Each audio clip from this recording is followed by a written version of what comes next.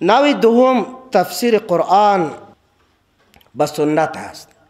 اگر مفسر نمیتونه و یا هم نمیابه آیات قرآن به قرآن تفسیر بکنه، باز رجوع میکنه به سنت رسول الله صلی الله علیه و سلم. به خاطر گفتیم اولین مفسر کی هست؟ رسول الله صلی الله علیه و سلم هست. پس اگر رسول الله صلی الله علیه و سلم تفسیر و معنی قرآن نفهمه، خیلی خواد فهمید. به مو خاطر است امام شافعی رحمه الله پیشتر نقل کرده موضوع که میگه تمام سنت، تمام احادیث شرح به کتاب الله هست و تمام اقوال ائمه شرح به سنت هست. اگر شرح سنت در میخوایی بفهمی، با کتابای فقه، با کتابای شروحات از علما مراجعه بکو تا که برات کدام اغماض نمانه. نوع سوم از تفسیر بالمأثور تفسیر به اقوال صحابه هست. تفسیر به اقوال صحابه هست رضی الله عنهم اجمعین، که صحابه رضی الله عنهم قرآن چی تفسیر کردن. خوی در قدم سوم اگر ما تفسیر قرآن به قرآن نتانستیم، تفسیر قرآن به سنت نتانستیم، نفهمیدیم، باز میایم به تفسیر قرآن به اقوال صحابه. نوع چهارم نوع تفسیر به اقوال تابعین هست و در این مورد اختلاف هست در بین علما که آیا اقوال تابعین در تفسیر بالمأثور داخل هست و یا هم نه.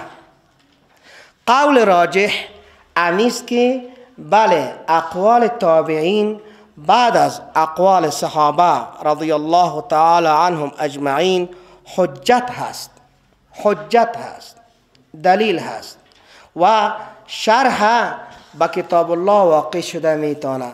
خاصتا از امو تابعین کبار که اونا در فن، در علم تفسیر چی بودن؟ امام بودن، مثل سعید ابن جبیر رضی الله رحمه الله و امی قسم اکرمه، مجاهد و امثالشان.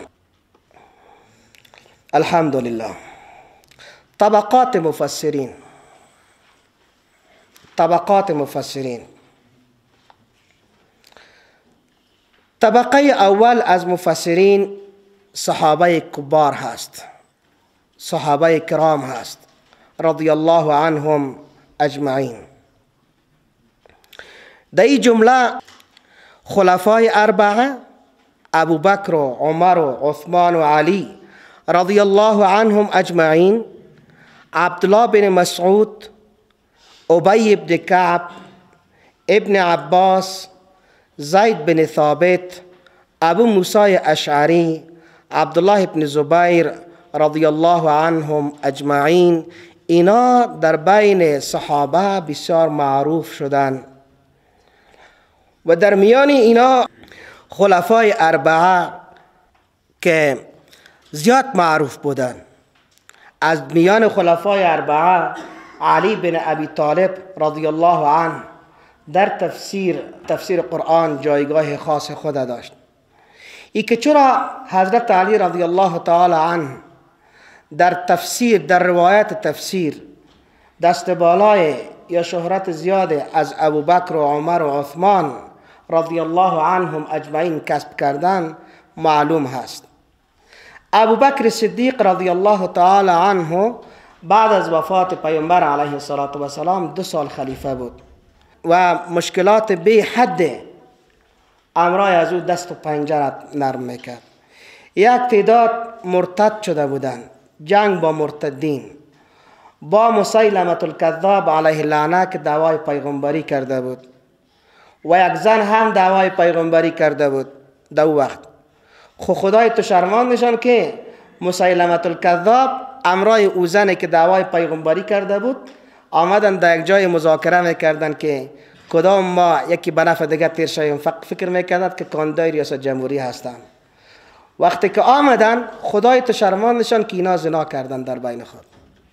الله اکبر.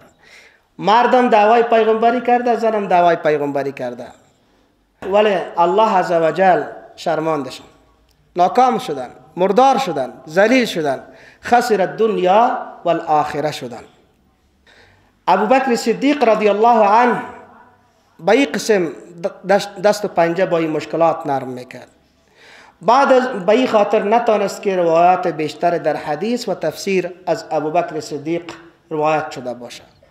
عمر فاروق رضی الله تعالی عنه از یک طرف خلیفه بود، مشکلات در خلافت بود و فتوحات اسلامی را که از کجا تا به کجا رساند، نیم دنیا را فتح کرد، نیم دنیا را گرویده اسلام ساخت، 3900 مسجد را اعمار کرد که 900 مسجدش مسجد جامع بود، 900 مسجدش مسجد جامع بود. از یک طرف فتوحات اسلامی، مشکلات خلافت، او هم نتانست که روایات تفسیری را بیشتر به مردم پیش بکنه. با این خاطر حضرت علی رضی الله تعالی عنه چون که فارغ بود در این مرحله خلافت 3 خلیفه بیشتر روایات داشت. با این شکل حضرت عثمان رضی الله تعالی عنه که از یک طرف مشکلات خلافت اسلامی و از طرف دیگه فتنه خوارج که برآمده بود، فتنه خوارج با او فتنه مقابله کردن، بالاخره که توسط امو فتنگرا به شهادت رسید، نتانست که روایات تفسیری بیشتر داشته باشه. از این جهت حضرت علی رضی الله تعالی عنه چون در وقت که ابوبکر هم خلیفه بود، عمر هم خلیفه بود، عثمان هم خلیفه بود، وقت فارغ داشت به خاطر روایات حدیث و روایات تفسیر از او بیشتر نقل شده. طبقه دوم مفسرین از تابعین هست. مشهورترین این طبقه یا زیاد هستند، اما بزرگایشان مثل مجاهد ابن جبر، سعید ابن جبیر، اکرمه مولای ابن عباس و عطاء ابن ابی رباح، حسن بصری، مسروق ابن اجدع و سعید ابن مسیب و ابو العالیه و ربیع بن انس و ضحاک بن مزاحم رحمهم الله تعالی علیهم اجمعین و برخی دیگری بودند.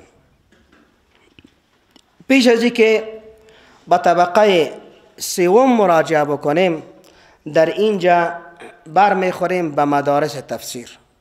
مدارس تفسیر یعنی ای که تفسیر بعد از صحابه در وقت تابعین زیاد شد. الحمدلله صحابه همینطور که از این علم شانه خالی نکردن، هر کدامشان خانه و کاشانه خود ترک کردن، به خاطر پخش اسلام، پخش دین، پخش قرآن هر طرف رفتن. عبدالله بن مسعود رضی الله عنه آمد به طرف عراق، بصره و کوفه. عمرو بن عاص رفت به طرف مصر. عبدالله بن عباس آمد رضی الله تعالی عنه به طرف مکه معظمه. ابو دردا و تعداد دیگر رفتن به طرف شام رفتن. هر کدامشان امرایشان غم دین بود. بیادرای عزیزم، نه موتری بود، نه طیاره بود، نه پولی بود، پیاده می رفتن، نه کرمچ داشتن، نه بوت محکمی داشتن، امرای پیزار می رفتن، ماها را سفر می کردن. از مدینه تا فلسطین و تا عراق در پا رفتن 1 ماه تا 40 روز منزل بود. اما 1 ماه و 40 روز اونا منزل می کردن. به چه هدف؟ به این هدفی که قرآن به موتو برسانه. به چه هدف؟ به این هدفی که دین به موتو برسانه. آیا اونا زن و فرزند خانه نداشتن؟ آیا اونا نمیخواستن که مالدار باشن؟ آیا دل اونا به چیز بسیار زیب و زینت دنیا نمیشد؟ بلکه میشد. همیشه ترک کردن. اونا را غم آخرت آورده بود. غم آخرت بود، غم دین بود، محبت قرآن بود، محبت رسول الله صلی الله علیه و سلم امرایشان بود. این اونا از کجا به کجا آمدن؟ زمانی که الله سبحانه و تعالی فتح و نصرت را نصیب مسلمان ها کرد، شهرها، منطقه ها، کشورها یکی پای دیگر فتح شده می رفت. فتوحات صورت گرفته می رفت. در اثر این فتوحات تابعین که امرایشان غم دین بود، غم اسلام بود، غم پخش دین بود، به هر طرف رفتن. مدارس تفسیر، مدارس دینی، مدارس علم در هر جا تشکیل کردند. مدرسه مکه معظمه، استاد بزرگوار این مدرسه عبدالله بن عباس رضی الله تعالی عنه بود. مدرسه در مدینه منوره از استادای بزرگ این مدرسه علی بن ابی طالب و ابی بن کعب رضی الله تعالی عنهم بود.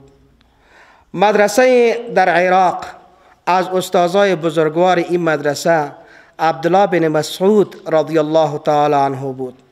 این هر سه مدرسه مشهورترین مدارس تفسیر در تمام شهرها به نظر می رسید. چهارم، مدرسه شام از استادای بزرگ این مدرسه ابو دردای انصاری رضی الله عنه بود. تمیم داری رضی الله تعالی عنه، زاهد و عابد اهل فلسطین. پنجم، مدرسه مصر، استاد بزرگوار این مدرسه عبدالرحمن ابن عامر ابن عاص رضی الله تعالی عنه بود. ششم، مدرسه در یمن بود و از استادای بزرگوار این مدرسه معاذ بن جبل و ابو موسی اشعری رضی الله تعالی عنهم اجمعین بودند. در میان این مدارس شاگردای ابن عباس رضی الله تعالی عنهم اجمعین، اونا منزلت و مقام و جایگاه خاص خود داشتند، به خاطر که پیغمبر صلی الله علیه و سلم به عبدالله بن عباس دعا کرده بود دیگه، اللهم فقهه فی الدین و علمه التأویل. یا الله به عبدالله بن عباس فقاهت در دین و علم تفسیر را نصیب بکن. از این جهت او شاگردایش هم برای زندگی خاص داشتن. علمای اصول تفسیر میگه که در تمام همه مدارس ششگانه شاگردای این مدرسه مکه معظمه از همه عالمتر و بالاتر بودن، به خاطر استادشان از همه بالاتر بود، ترجمان قرآن بود و پیغمبر علیه السلام در حقش دعا کرده بود. اگر بر بخوریم بسیار به شکل مختصر که کم کم در تاریخ اسلامی معلومات پیدا بکنیم، فشرده احوال و استاذا و شاگردای این مدارس از بعدش البته کدام ها بودن. مدرسه در مکه کی بود؟ گفتیم مؤسسش کی بود؟ عبدالله بن عباس رضی الله تعالی عنهم اجمعین بود. مشهورترین شاگردای از اینا یکی هم سعید ابن جبیر بود که در سال 95 هجری توسط حجاج بن یوسف به شهادت رسید. 95 هجری توسط حجاج بن یوسف به شهادت رسید. حجاج بن یوسف چرا سعید ابن جبیر شهید کرد؟ با وجودی که حجاج بن یوسف هم تابعی بود و سعید ابن جبیر هم تابعی بود. حجاج بن یوسف بسیار خشن بود، تندرو بود و این زمانی که والی در کوفه شد، سعید ابن جبیر خواست و گفت که منزله و مرتبه تو خب برام معلوم هست، در کوفه در اینجا تو به حیث قاضی ما باش. سعید ابن جبیر گفت که ما قضا را قبول نمیکنم مگر به شرط اولی که دفتر ما در خلافت تو نباشد، دفتر ما در مسجد باشد. دوم، اگر کسی علیه تو که والی هستی در کوفه، اگر علیه تو کسی اعتراض می داشته باشه و میای پیش ما، تو باید ما را نخواهی که بیا، خودت من حیث یک متهم، کسی که مدعا علیه است سرش دعوا شده، باید در مسجد بیایی. حجاج بن یوسف این شرط نپذیرفت، قبول نکرد. که قبول نکرد، سعید بن جبیر رحمه الله چون خبر داشت که حجاج بن یوسف فقط کمکی که در دماغش بد بخوره سر میزنه، گوشگیر شد. یکی از مغرضین که او امرای رومی ها، صلیبی های وقت تماس گرفته بود، اینجا سعید بن جبیر رضی الله تعالی عنه را فریب داد در حالی که او خودش جاسوس بود. و سعید بن جبیر گفت که بیا ما تو یک سفر میریم خارج کوفه و خارج چیز، به منطقه صلیبی ها رفت. سعید بن جبیر هم امرایش رفت. خود سعید بن جبیر از این حادثه باور بکنین خبر نداشت. پس به حجاج بن یوسف اول رسید که سعید بن جبیر هم امرای فلانی به دیار رومی ها رفته، علیه بالله جاسوس شده. سعید بن جبیر حجاج بن یوسف چون اوجا قضایش هم قبول نکرده بود، قسم خورد که ما ایره سر میزنم. این گپ به سعید بن جبیر رسید. سعید بن جبیر رضی الله عنه و رحمه اجمعین آمد به طرف مکه. اغلبا در مکه به نام زید بن خالد در وقت خلافت عبدالملک بن مروان ولی مکه بود. پیش از او آمد و جریان گفت که سعید بن جبیر گفت که مرا خو حجاج بن یوسف قسم خورده که سر میزنم. گفت ما تو را نگاه میکنم به شرط که، و سعید بن جبیر گفت که حجاج بن یوسف اخ تو هم میشناسی من هم میشناسم، ما تو را یک جای میبرم در یک دره دموج جایت باشه که حتی از افراد ما هم کسی خبر نباشه که سعید بن جبیر در کجا هست. دموج تو باش، نان تا و احتیاجات تا کلش ما برات میرسانم خودم. والی چون او مرتبه و منزلت سعید بن جبیر میفهمید. گفت صحیح. بالاخره از این سالها تیر شد. امی قصه جریان داشت تا که یک روز از طریق نفرا یا افراد زید بن خالد یا خالد بن زید است والله اعلم که ما گناهکار نشم، پس حجاج بن یوسف نفراش خبر میشه که در فلان جای سعید بن جبیر. و این تقریبا وقتی هست که حتی حجاج بن یوسف از این گپ خودم پشیمان شده و گپ دیگه پرسان هم نمیکنه که اما سعید بن جبیر شما کشتین نکشتین چه رقم شد. اما این مردمش به می پیروی از حجاج بن یوسف کردن که ما را بکشه، آمدن حجاج بالاخره سعید بن جبیر دستگیر کردن، آوردن به کوفه. با کوفه که آوردن دست و پای بسته در ولایت یا در قصر پیش حجاج بن یوسف. حجاج بن یوسف به ما گفت که ما خود دیگه شما را پرسان نکردم از سعید بن جبیر، ترکش میکردین خلاص. گفت ما چه خبر که تو ترکش کردی؟ حجاج بن یوسف گفت حالا ما قسم خوردیم. چطور میشه؟ بیارین سعید بن جبیر. سعید بن جبیر در حضور حجاج بن یوسف آوردن و حجاج بن یوسف به سعید بن جبیر گفت که چی میگی؟ گفت ما خوش هستم که از طرف تو ظالم سر زده میشم به خاطر که ظلم تو را قبول ندارم، و خوش هستم که از این بندیخانه‌ای که در این سالها در دنیا تیر کردیم و پیش پروردگار خود برم.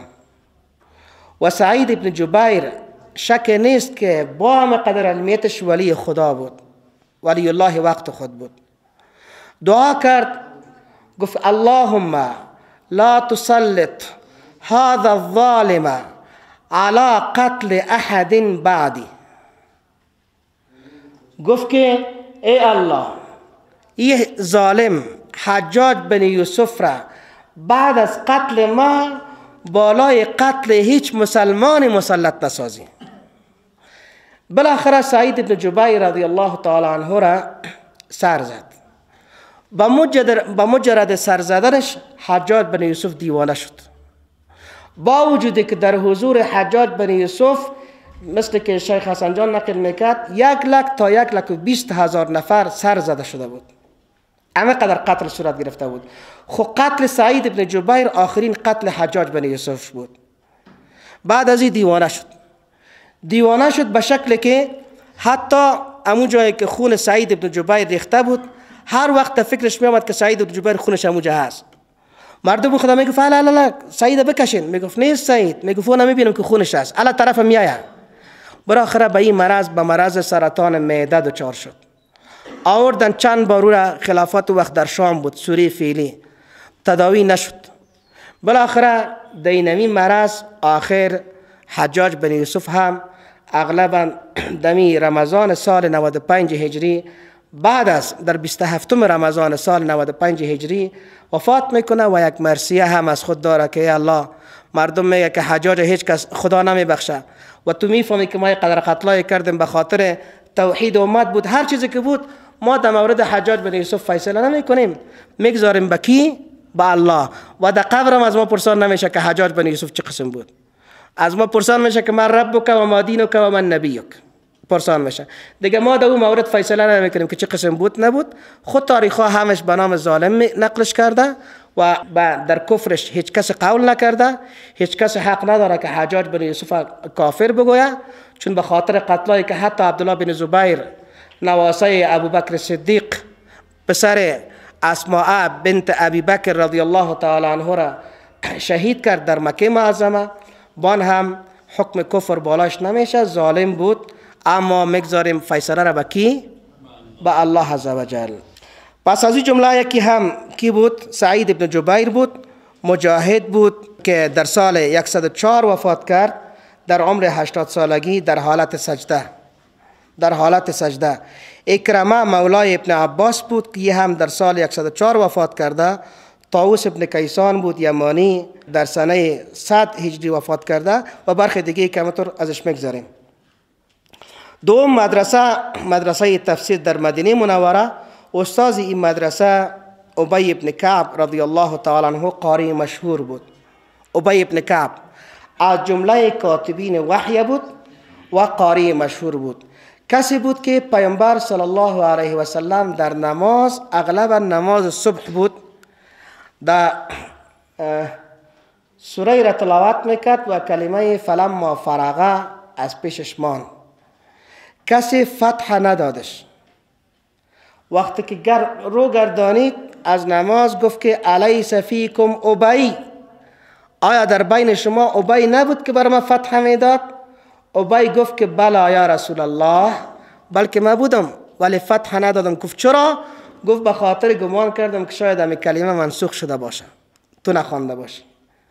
پیامبر علیه السلام گفت که هرگاه که اگر منسوخ میشد ما شما را خبر میکردم و هرگاه شما پشت امام بودین و امام بنمان و یادتان بود شما با امام چی بتین؟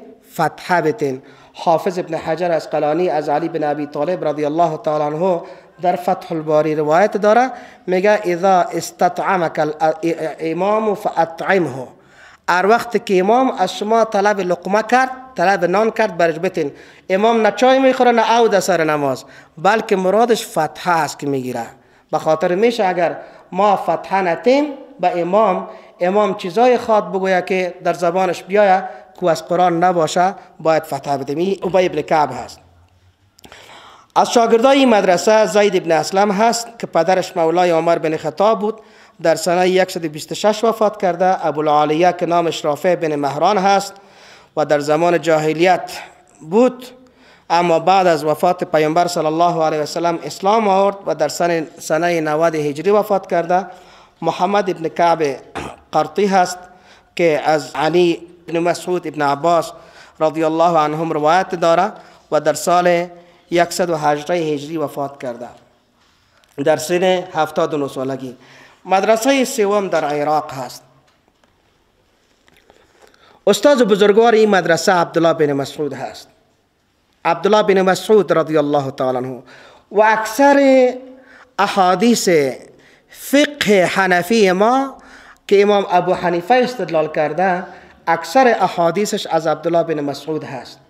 به خاطر که صحابه مثل که پیش گفتیم هر کدام اینطور دیگه بعد از وفات پیامبر بیغمباش نبودن، به هر طرف رفتن و عبدالله بن مسعود آمد به عراق.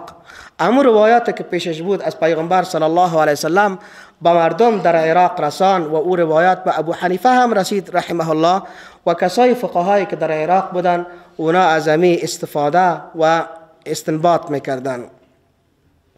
و از جمله اصحاب جلیل القدر هست. کسی هست عبدالله بن مسعود که بالاخره ابو جهل لعین را در جنگ بدر سر زد. زمانی که ابو جهل توسط همو دو تا بچه‌های خرد ماعز و معوذ رضی الله عنهم اجمعین که بچه های 12 ساله و 13 ساله بود، سعی کنن که هم سنت الهی است، گپ ما دراز میشن، سنت الهی است که الله همیشه بزرگترین ظالم و جابر را توسط یک کتله، یک جماعت ضعیف مسلمان ها از بین برده. ابو جهل که چی دعوا داشت. در جنگ بدر میآید توسط 2 بچه خردترک نوجوان که حتی به جوانی هم شاید نرسیده باشند، 12 و 13 ساله نقلش میکنن، معیز و معوض، پیش عبدالرحمن ابن عوف میگه کاکا جان امی ابو جهل کی هست؟ میگه چی میکنیش؟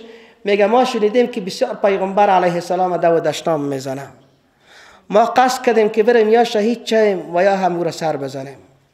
میگه اون مردکه که کلان هست چقدر چاق قوی بود ابو جهل، و اونو کسی که در اسب روان است اونو ابو جهل است.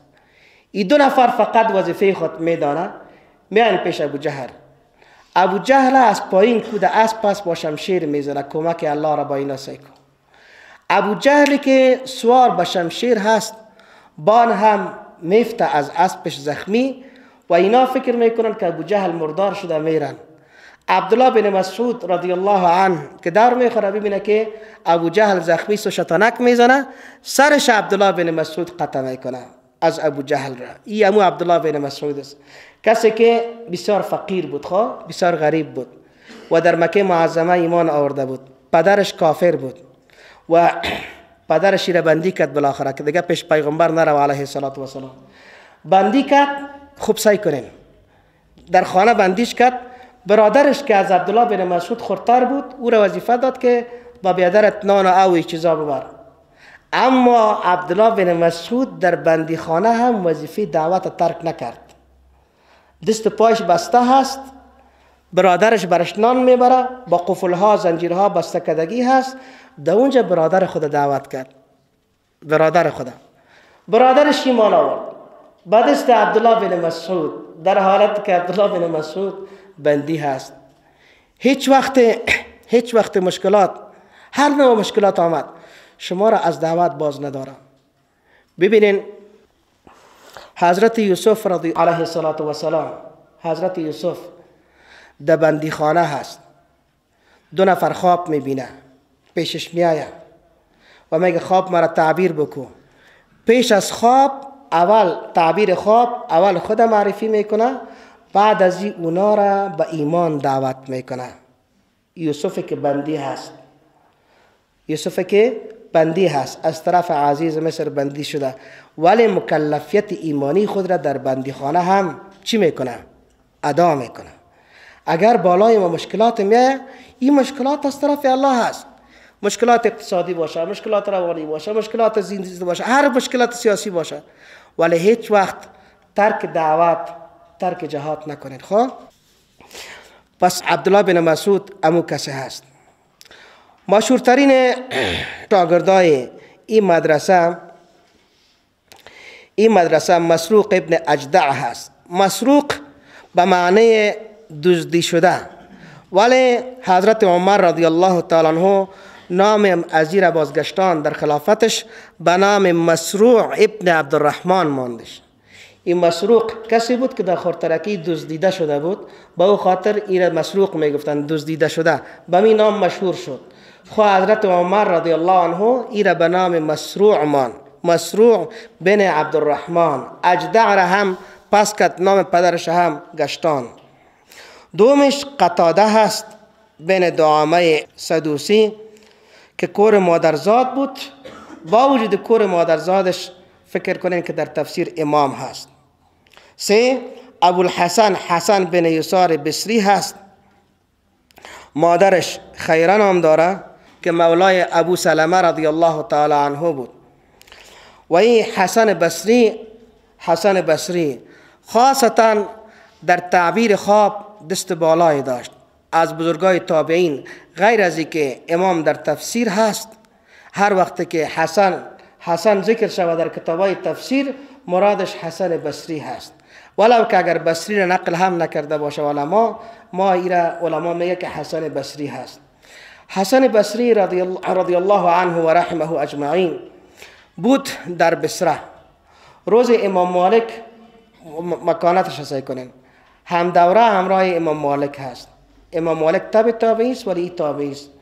امام مالک در وقتی که پیر شده بود از مسجد نبوی نمی برآمد و می گفت که نشه که خارج مدینه مفوت کنم. یک شب پیغمبر علیه السلام را در خواب میبینه و از پیغمبر پرسان میکنه که یا رسول الله امیر عمر ما در دنیا چقدر مانده؟ پیغمبر علیه السلام به طرف امام مالک اینطور میکنه، اینطور که کرد تعبیر امام مالکی هست که از عمر ما خیلی 5 سال مانده. 5 سال مانده. شاگرد خدا گفت تو برو پیش کی؟ پیش ابن سیرین. خب برش نگویی که مالکی خواب دیده در مدینه، بگو یک کسی خواب دیده تعبیرش چیست. اوجا که رفت ابن سیرین به مو هوشیاری و زیرکیش و تقوا و مکانت امام مالک برش معلوم بود، گفت خواب غیر مالک کسی دیگه ندیده. گفت خب مالک دیده، چی تعبیر کرد؟ گفت مالک چی تعبیر کرد؟ گفت امام مالک میگه که یعنی مراد پیغمبر علیه السلام این است که 5 سال از عمرت مانده.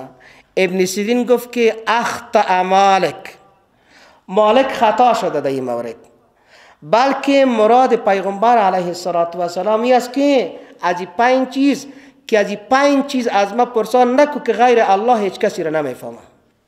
ان الله عنده علم الساعه و ينزل الغیث و یعلم ما فی الارحام و ما تدری نفس ماذا تکسب غدا و ما تدری نفس بأي ارض تموت. پس ایرا به هیچ کس معلوم نیست. به این معنی که پیامبر علیه السلام میگه که مرگ تو هم به ما معلوم نیست، از ما پرسان نکو، این مسئله غیب است، غیر خدا احد به این خبر نداره. دیگهش مرد همدانی ابو اسماعیل مره بن شرحیل کوفی هست و دیگهش امام ضحاک معروف هست، علقمه بن قیس، عبدالله بن مالک نخیس و امثالشان. هفتمش اسود بن یزید هست و عامر شعبی هست رحمهم الله. مدرسه چهارم مدرسه تفسیر در شام. بعد از اینکه خلاص شدیم از طبقات مفسرین، اینجا مدرسه سوم و چهارم گرفتیم. مشهورترین شاگردای از این مدرسه عبدالرحمن ابن غنم بود و از استادای از این را گفته بودیم که ابو الدرداء بود رضی الله تعالی عنه. اشعری عبدالرحمن بن غنم اشعری بود. دومش عمر بن عبدالعزیز بن مروان که پیشتر در موردش گپ زدیم، 8مین خلیفه بن امیه بود. در مدینه منوره تولد شده بود و در سنه 101 در جوانی وفات کرد و عمر بن عبدالعزیز اغلباً که 2 سال و 3 ماه و 15 روز خلافت کرده. اما قصد 2 سال و 3 ماه و 15 روز در درس خونده بودیم خلافت کرده بود. جزاکم الله خیر. خلافت کرده ولی دنیا را مال عدالت کرد. دیگهش کعب احبار هست. کعب احبار کسی که ما در کتابای تفسیر هم و در شروحات حدیث هم از او زیاد میشنویم. کعب احبار نامش کعب بن ماطع بن عمر بن قیس از آل ذی عین هست. از آل ذی عین یا ذی عین علما میگه هست. یهودی الاصل است. عالم تورات بود و به کعب احبار معروف شد. در عصر پیغمبر علیه السلام زنده بود ولی ایمان ناورده بود و در خلافت حضرت عمر رضی الله تعالی عنه به اسلام مشرف شد و برخی گپ‌هایی که در تورات بود در کتاب‌های گذشته بود نقل کرده. به مو جهت نقل که از کعب احبار بر ما میرسه در کتاب‌های تفسیر، ما او را میبینیم که آیا مخالف با ارزش‌های دینی ما هست نه. اگر بود با روایت صحیح بس قبول نمیکنیم. میگم کی روایات است که از کعب احبار از کتاب‌های بنی اسرائیل نقل شده. مدرسه پنجم مدرسه مصر هست.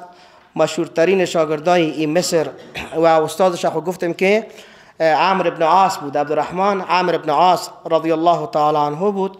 از شاگردای از این مدرسه یزید بن حبیب ازدی هست که در عصرش عالم عمده اهل مصر بود. امی قسم ابوالخیر مرثد بن عبدالله یزنی هست که هم از جمله علمای خیلی مشهور بود. طبقه ششم مدرسه ششم ببخشین مدرسه تفسیر در یمن بود. از شاگردای مشهور این مدرسه طاووس بن کیسان یمانی هست و امی قسم زید بن ثابت هست و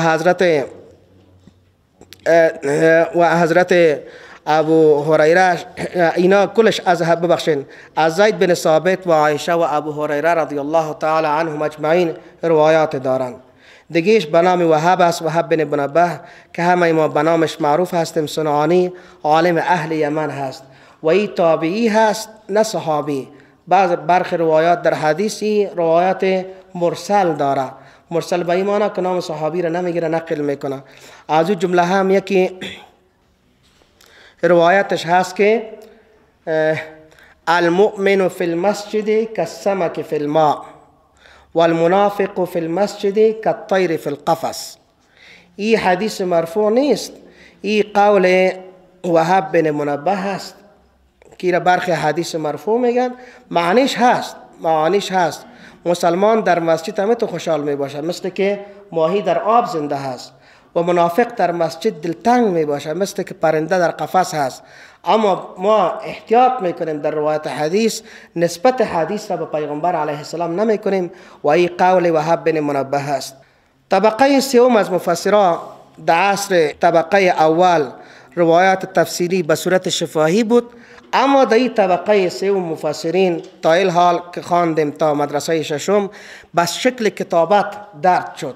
اما این شکل کتابت چنان بود که به شکل یک تفسیر مستقل نوشته میشد و نمیشد، در برخی کتابای حدیث درج میشد، نوشته شده بود، مثل تفسیر شعبه بن حجاج متوفای سال 160 هجری، امی قسم سفیان ابن عیینه متوفا سال 198 هجری، سفیان ثوری متوفا سال 121 هجری، وکیع ابن جراح متوفا سال 196 هجری، عبدالرزاق صنعانی متوفا سال 211 هجری، امی قسم آدم بن ابی ایاس بسین هست متوفا سال 220 هجری و امثالشان تعداد دیگه بودند. طبقه چهارم از مفسرین در این پس میآید و این بزرگوارا توجه بیشتر به فن تفسیر، به علم تفسیر میکنه و تألیفات از خود به جا میگذاره که پیش شفاهی بود، به شکل شفاهی شاگردانشان نوشته میکردن،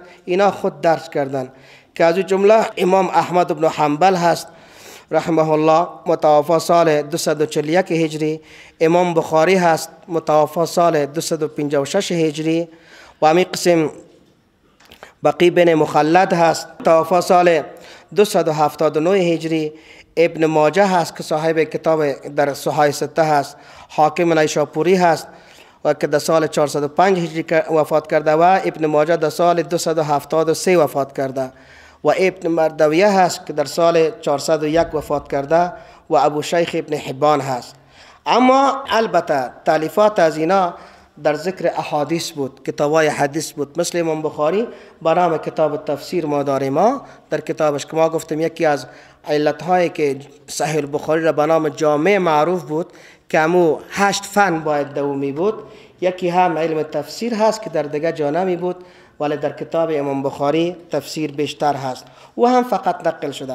اما کتابی که به ما رسیده به شکل مستقل نوشته کرد در این عصر محمد ابن جریر طبری رحمه الله هست که کتاب را نوشت و در این کتابش غیر درج احادیث و روایات احادیث به اشعار عرب، به اقوال تابعین، تبع تابعین، همین قسم استنباطات فقهی هم هست. منتها کاری که ایراده که نقد که سر تفسیر طبری علما میگیرن نما، و همیست که در اینجا روایات ذکر کرده سر روایات حدیث حکم نمی کنه که کدام حدیث ضعیف است، کدام قوی هست، کدام موضوع هست، فقط ذکر به ذکر سند حدیث اکتفا کرده. بعد از این طبقه باز حذف اسناد آمد، یعنی اسناد که عن فلان عن فلان عن فلان بود، علما در کتابایشان این را حذف کردن و دخالت آمد. هر وقتی که اسناد را حذف کردن خامخا باز گپ‌های دیگه هم دو درج میشه. به مون خاطر است ما گفته بودیم در درس‌های حدیث که امام مسلم در مقدمه خود میگه که الاسناد من الدین ولولا الاسناد لقال من شاء ما شاء. اسناد از دین هست، ولولا الاسناد اگر اسناد نمی بود لقال باز خامخا میگفت من شاء هر کسی که میخواست، ما شاء هر چیزی که میخواست. با مو خاطر است حتی اقوال ائمه وقتی که درج کتابا شده از خود سند میخواه. ما پیشتر که گفتیم که 6 کتاب در مذهب خود با نام ظاهر الروایه داریم که جامع صغیر، جامع الکبیر، سیر صغیر، سیر کبیر، مبسوط و زیادات هست.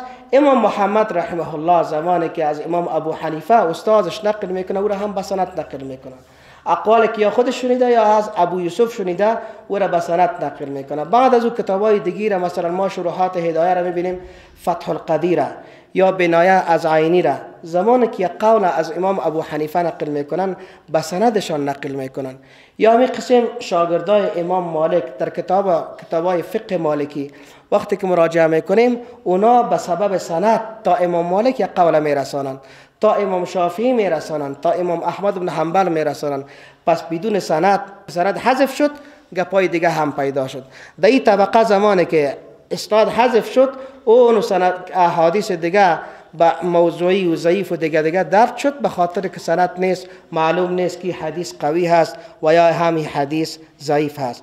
قسم دوم تفسیر بغیر مأثور بالرأی هست و این تفسیر بالرأی دو نوع هست. یکی تفسیر بالرأی برای مردود هست، یکی تفسیر بالرأی برای ممدوح هست. تفسیر بالرأی ممدوح قبول هست و ما از اون جمله تفسیرهایی که داریم برای ممدوح اموز که از اصول تفسیر یا از کتابایی که برای استنباط کردن از اصول فقه، علوم القرآن، اصول تفسیر، اصول حدیث، علوم حدیث از این خالی نیست و نقل صحیح نقل کردن. قسم سوم تفسیر اشاری هست. تفسیر اشاری هست و این مراد از اون تأویلات هست که خلاف ظاهر قرآن تأویل میکنن و این را اکثرا با اهل تصوف ربط میتن. خود تفسیر اشاری به شرط قبول هست، ما همه تفسیرات اشاری را رد کرده نمیتونیم. ما چه علما که نقل کرده، ما خود یک طالب هستیم که از اونا نقل میکنیم. حکم تفسیر اشاری چی هست؟ علما میگن دو جمله ابن قیم نقل کرده تفسیر دایر به 3 اصل هست. یکی تفسیر مبنی بر لفظ کی تفسیر است که متأخرین به او تمایل دارند. تفسیر مبنی بر معنا که سلف بیان کردند. تفسیر اشاری که اهل تصوف رحمهم الله بیان کردند و این تفسیر را نظر به 4 شرط ما قبول میگه کرده میتونیم. 1، معنای آن متضاد به معنای آیه نباشد. هر وقتی که میگه که اشارتن ای هست، این اشاره کی کرده اشاره از شکم نباشه، از میده نباشه. این اشاره امرای ظاهر آیت در تضاد نباشه. دوم، معنای از این اشاره از این به نفسه صحیح باشه. سوم، لفظ آیه به نحو به دلالت داشته باشه که نه دیده کجا و درختاده کجا. و همین قسم 4، در میان اشاره ازی و معنای اصلی آیت به نفسه تضاد نباشه و ارتباط و تلازم باشه. اگر این شرایط داشت باز تفسیر مقبول هست، اگر نداشت نه. این بحث خلاص میکنیم. خب خلاص شده، فقط یک برخ تفسیرها را معرفی میکنیم. خلاص معرفی برخی از تفسیرهای مشهور. فقط از مشهورترین انواع مؤلفات تفسیر در تفسیر مأثور اول جامع البیان فی تفسیر القرآن از امام مفسر محدث فقیه محدث محمد ابن جریر طحاوی هست، الطبری هست رحمه الله، که شخص بزرگ در تبرستان در سال 224 تولد شده و بالاخره در 310 در 28 شوال 310 هجری وفات کرده رحمه الله. تفسیر طبری از بزرگترین تفاسیر هست و از معتبرترین تفاسیر هست که به ما رسیده. بلکه گفته میتونیم اولین تفسیری که به ما رسیده که سر اول قرآن تا آخر قرآن به دست خود نوشته تفسیر طبری هست. از این پیشتر اگر کس دیگه نوشته کرده نه. اما معاصر با این یک کس دیگه هم هست که دو وقت علما سرش خبر نبودن البته، به نام ابن واعظ تفسیر داره که آل چاپ هست. من ندیدم، چاپ هست در برخی کتابخانه‌های بسیار کلان. اینا به خاطر تشویق خود و شما میگم. در 1000 جلد هست، در 1000 جلد نوشته کرده. در 1000 جلدش 10 جلدش تفسیر بسم الله الرحمن الرحیم هست که باش خسته نشین که بله در سوره فاتحه چقدر گپ زدیم. 100 جلدش تفسیر سوره فاتحه هست، 100 جلدش، و امی قسم تا آخر رفته. فکر کو که چقدر احکام دو باشه. و ابن وعیس یک نویسنده بود که یکی از امو معجزه های الهی است که به مردم نشان میده که دین الله را به این قسم رسانده. مسند در حدیث داره و هم به 1000 جلد هست. کتاب در سیرت داره، در تاریخ داره 150 جلد هست. و او خودش دو وقت از خود نقل میکنه، میگه ما در این وقت یعنی او وقت که پول به چه قسم بود، 700 درهم شرعی را 700 درهم شرعی را در او وقت میگه ما رنگ و کاغذ خریدیم به خاطر نوشتای خود. 700 درهم شرعی را میگه مصرف کاغذ و رنگ شده به خاطر نوشتایم. برخی کتاباش آل الحمدلله چاپ میشه و امید تفسیرش کسایی که دیده از استادای ما در پاکستان در بعض مدارس بسیار کلانش بود، کتابخانه بسیار عمومیش در مصر بود و امید قسم در سعودی بود، در عراق ممکن بوده باشه والله اعلم. خو تا که در افغانستان ما میرسه شاید ما زنده نباشیم. دومش تفسیر المحرر الوجیز هست، در تفسیر کتاب العزیز از ابو محمد عبدالحق بن غالب ابن عطیه هست. این به نام تفسیر ابن عطیه معروف هست، پیدا میشه در بازار هست و این در تقریبا در 8 مجلد در 10 مجلد چاپ میشد و چاپ فعلیش در 5 جلد هست، به خاطر که جلداش خود ساختن، جلداش کلان ساختن، 2 جلد یک جای ساختن. ابن عطیه رحمه الله تفسیرش از خلاصه تفاسیر است که قبل از این نوشته شده بود، ولی اسنادش حذف کرده و اقوال بیشتر نقل کرده. در مورد از این علما میگن که تفسیر ابن عطیه از تفسیر کشاف کرده بهترتر است، به خاطر که کشاف زمخشری رحمه الله هرچند مفسر بزرگ هست اما در عقیده معتزلی مذهب است. به این خاطر او در مسائل عقیده وقتی که میاد باز امو خامخا نظر اعتزال و اعلان میکنه که من معتزلی، خب اعلان نمیکنه، خب امو اصل معتزلی باورمند هست. ابن عطیه اینطور نیست، معتزلی مذهب نیست، ولی گرایش در برخی جاها به نظر معتزلی ها داره، مثل للذین احسنوا الحسن و زیاده.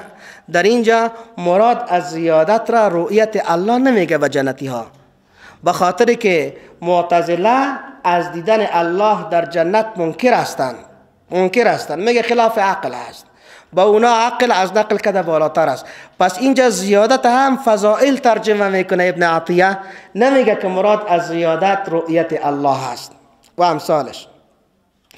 3 الکشف و البیان از تفسیر قرآن، تألیف ابو اسحاق احمد بن ابراهیم ثعلبی هست. 2 تفسیر هست، یکی ثعلبی هست، یکی جواهر الحسان فی تفسیر القرآن از امام ثعلبی هست، محمد بن مخلوف ثعلبی. یه هر دو را گت نکنین. تفسیر ثعلبی را علما زیاد تایید میکنه، اما تفسیر ثعلبی را علما میگه که یک مشکلی که داره که خشک و تر هر چیز که آورده دهش به روایت درج کرده، احادیث موضوعی و ضعیف و روایت اسرائیلی دهش بیشتر دیده میشه.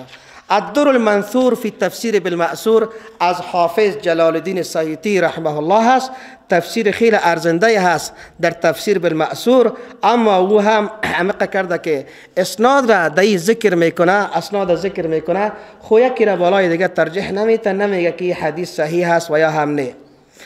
مشهورترین کتابایی که تفسیر بالرأی هست، یکی تنزیه القرآن عن مساعی عن المطاعی از ابن جبار معتزلی هست، الکشاف از حقائق قوامد تنزیل هست از ابن عربی هست بخشن از زمخشری هست که تفسیر در لغت و در وجه بلاغت اعجاز بلاغی قرآن بهترین تفسیر هست. هیچ کسی در تفسیر چیزی نوشته نمیکنه مگر اینکه در لغت در بلاغت از کشاف نقل میکنه، ولی در مسائل عقیده از او کسی نقل نمیکنه به خاطر که معتزلی هست. مدارک التنزیل و حقائق التأویل از احمد بن محمود نصفی حنفی هست که به نام تفسیر مدارک معروف هست، در 2 جلد و 4 جلد پیدا میشه. امام نصفی رحمه الله در کتاباش بسیار سخت نوشته کرده، مثلا کتاب کنز هم از این هست، بسیار مختصر نویس بود. عقاید نصفی هم معروف هست از که طرف اولش فهمیدن بسیار سخت هست، او طرف از تقریبا از صفحه 80 شو طرف که مسئله عذاب قبر میشه یکسر آسان است، این طرفش بسیار سخت هست.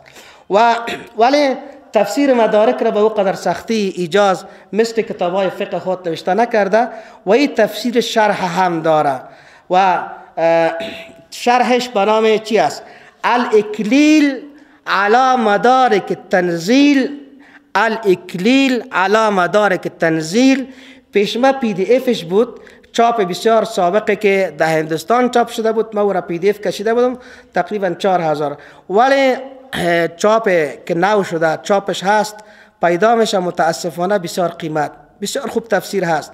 یعنی شیخ عبدالحق محدث دهلوی، اغلبا داماد شاه ولی الله دهلوی میشه، او را شرح کرده، بسیار تفسیر علمی هست.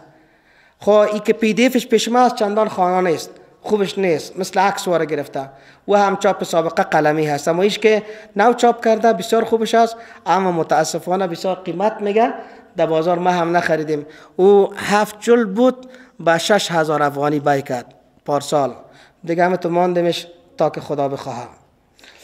لباب التأویل فی معانی التنزیل تألیف علاءالدین علی بن محمد مشهور به خازن هست.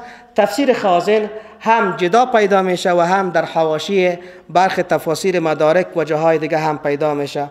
انوار التنزیل و اسرار التأویل هست. امی قسم تفسیر جلالین هست که 2 نفر نوشتهش کرده، یکی جلال الدین محلی و یکی هم جلال الدین سیوطی. جلال الدین محلی رحمه الله که استاد جلال الدین سیوطی هست، از سوره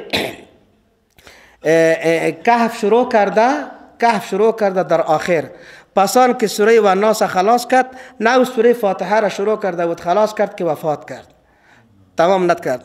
اما بعد از او جلال الدین سیوطی همت کرد کتاب استاد خود را به اونمو روش که جلال الدین محلی نوشته کرده، بسیار سخت است، به مو روش تفسیر خود نوشته کرد.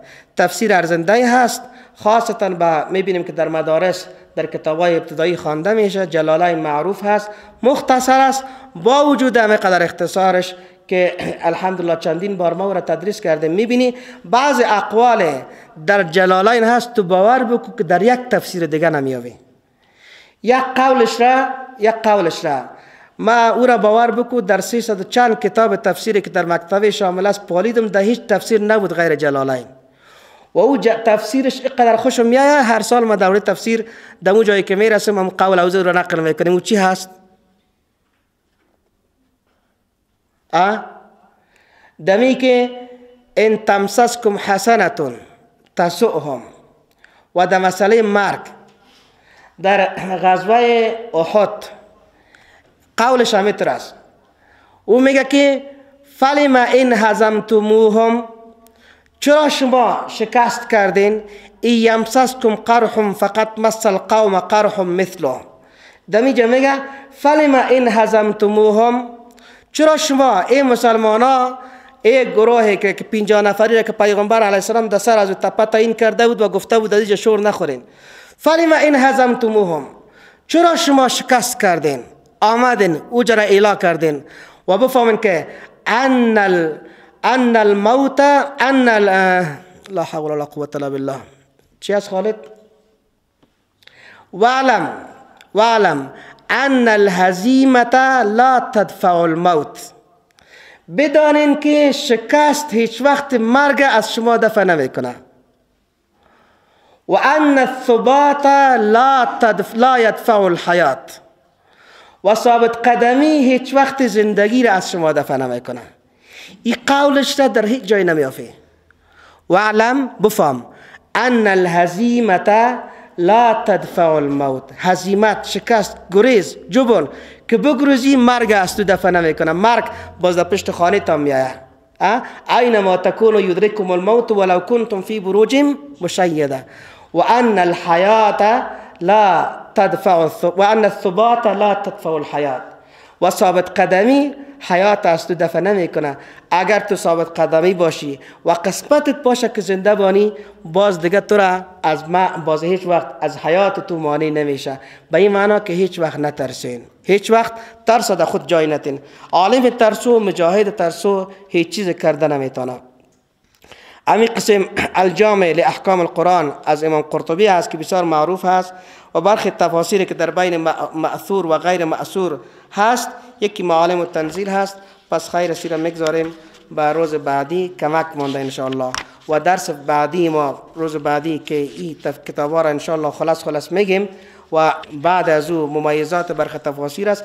قواعد هست که هر مفسر به او احتیاج هست و دمی 5 دوره گذشته ما این قواعد نخواندیم. تا همین علوم القرآن 1 2 3 روز میخواندیم، قواعد ترک کردیم. خب امسال تصمیم گرفتیم که قواعد میخوانیم و فردا انشاءالله العزیز که روز چند شنبه هست؟ 5 شنبه هست انشاءالله قواعد میخوانیم. اگر کلش خلاص نکردیم اکثرش میخوانیم و انشاءالله العزیز روز شنبه شروع میکنیم. اعوذ بالله من الشیطان الرجیم، بسم الله الرحمن الرحیم، الحمد لله رب العالمین، سبحانك اللهم بحمدك، نشهد ان لا اله الا انت، نستغفرك ونتوب اليك. اللهم اخرجنا من ظلمات الوهم واكرمنا بنور الفهم، وافتح علينا ابواب فضلك، ويسر علينا خزائن علمك. سبحانك لا علم لنا الا ما علمتنا انك انت العليم الحكيم. اللهم أنت مالك الملك، تؤتي الملك من تشاء وتنزع الملك ممن تشاء وتعز من تشاء وتذل من تشاء بيدك الخير، إنك على كل شيء قدير. تولج الليل في النهار وتولج النهار في الليل، وتخرج الحي من الميت وتخرج الميت من الحي، وترزق من تشاء بغير حساب. رحمن الدنيا والآخرة ورحمهما، فاقض عنا الدين وأغننا من الفقر. سبحانك اللهم بحمدك، نشهد ان لا اله الا انت، نستغفرك ونتوب اليك.